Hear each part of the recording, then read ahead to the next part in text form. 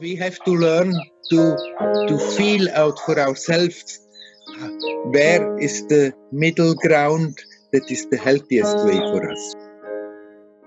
It makes sense that sometimes we force a bit when the mind is going on, and you say stop, and you try to relax, and you try to withdraw from it, and it's just the attention is pulled in again. That for a moment you strain a bit and say no, but then relax in it.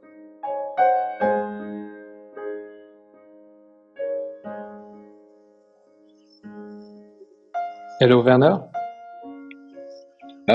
Hello. How are you? Namah Shivaya. I'm good, thank you.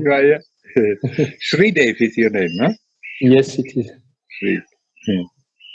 I would like to ask, what is a right amount of intensity that we need to realize the self? Because some masters said we really need big intensity. It's like you are in a house in fire. And some other teachers say that you need to relax in this, because if you put too much pressure, it's not something that you can obtain. But I don't know what is the right balance between effort and non-effort, and I don't find, sometimes I think I'm not intense enough, or I'm not seeking enough. So I would like to have some advice from you, please. Actually, the two, they seem to be opposites, but they are not. Or like Ramakrishna said, that if one wants to realize God, that person should be like somebody who is held underwater and not left to the surface, and there's only one thought to come up and breathe, and they have new air. That the desire for God has to be like this. And on the other hand, in order to really get somewhere, you have to learn to relax. Now, how much effort should we put in? We have to understand that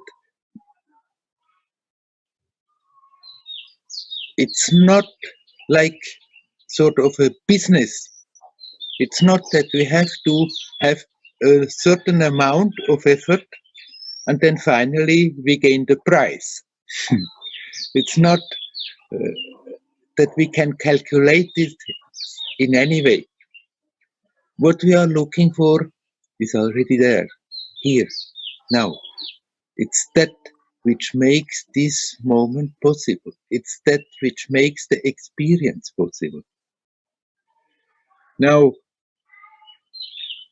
we cannot just avoid all the efforts, because we are anyhow out of habit making efforts all the time. And those efforts, they are most of the time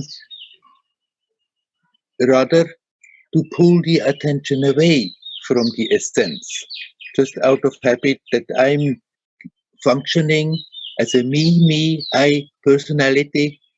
And then to keep that me, I personality up, we're making a lot of effort without being aware that we are doing that. And so we don't get around the effort to learn to recognize that, and then learn to detach from it, and learn not to do that anymore. And so it becomes like that we have to make an effort to see what kind of efforts we are doing, but then the way to deal with it is really to learn to relax it, to let go. But the more that sincere longing for truth is there, the more then also will start to be sincerely observing and see what's going on, and not simply have some kind of spiritual idea in the head, but have a good, honest look at ourselves and see what is the obstacle, what is it that we are doing all the time, and then work on that, not to repeat the old patterns that are destructive and that pull the attention so away from the peace of existence, not to repeat them all the time.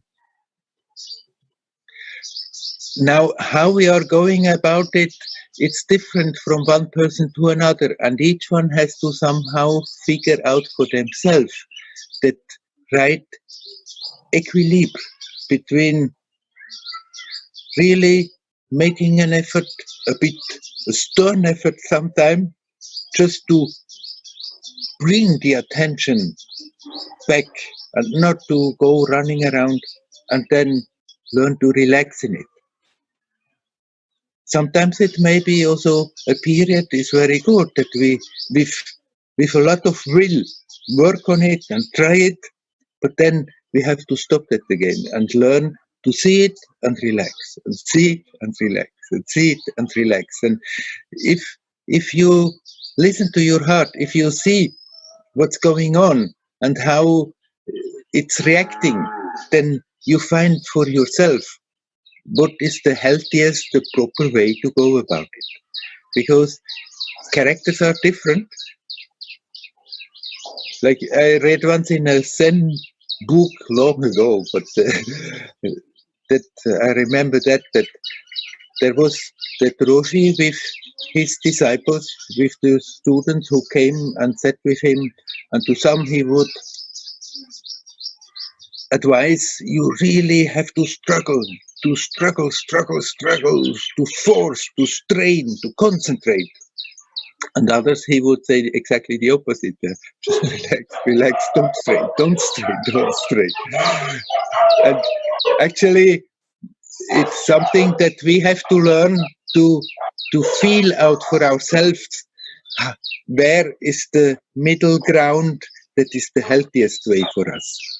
It makes sense that sometimes we force a bit when the mind is going on, and you say stop, and you try to relax, and you try to withdraw from it, and it's just the attention is pulled in again. That for a moment you strain a bit and say no, but then relax in it. Don't just stay there, because if you stay there, at a certain moment you explode, and then and it's getting worse. And so you can a bit play with effort, relax, effort, relax. It's not that the intensity is decreasing by relaxing. The intensity is decreasing when we just wander around with our attention somewhere. But actually, if you are here now and you relax in that, the intensity of that experience keeps on increasing in that relaxation.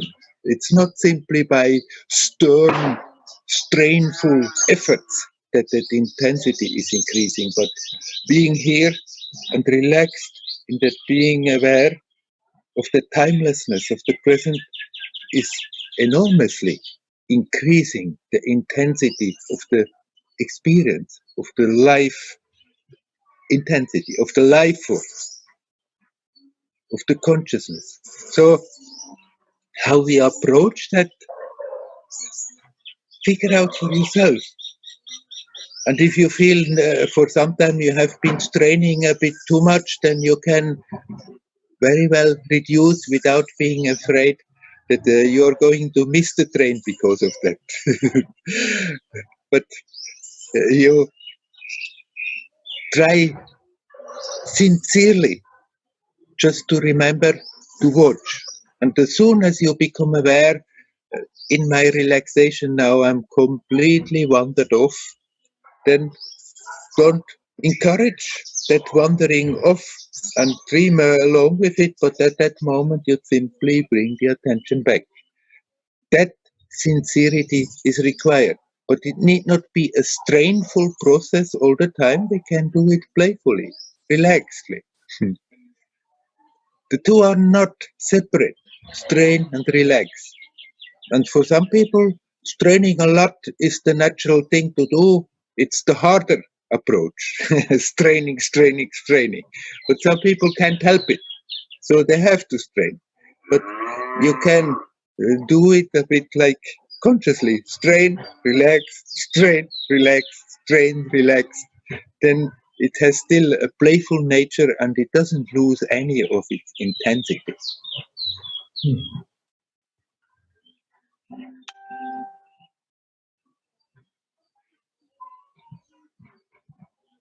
Also, maybe what is important is to be constant in our effort and sadhana. Right. As good as we can.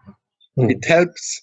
And now we are here, so it's most probably easier. But like the person before just said, after that, if you're suddenly again in the professional life and the stress is there, then it's not always so easy to keep that awareness.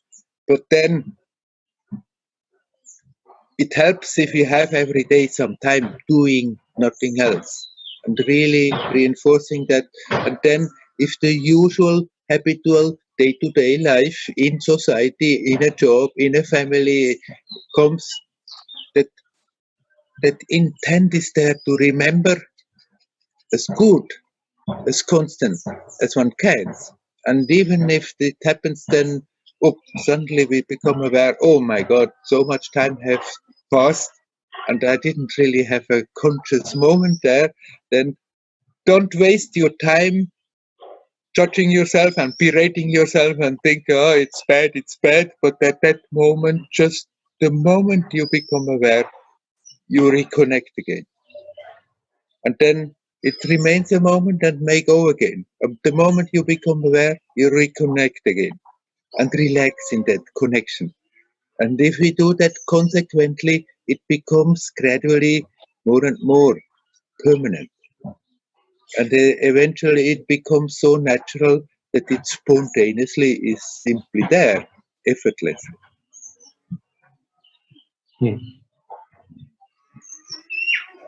Okay, thank you.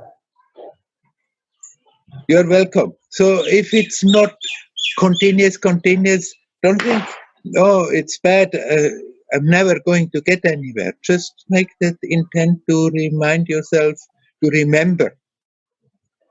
And whenever you remember, not start the lamentation, but at that moment, no big fuss, just connect. Whether you are sitting in meditation or whether you are walking in the busy street, whether you are alone or whether you are talking to people, the moment you remember, you just connect and relax. If you do that consequently, that permanence, that continuity will come more and more. It's not something we can just decide from now on, I'm continuously doing it, and after that it is there. We can decide to attempt it, and then after that we have to deal with the old habits that pull the attention away again and again. But with patience, with perseverance, old habits can be neutralized, and then it becomes easier and easier.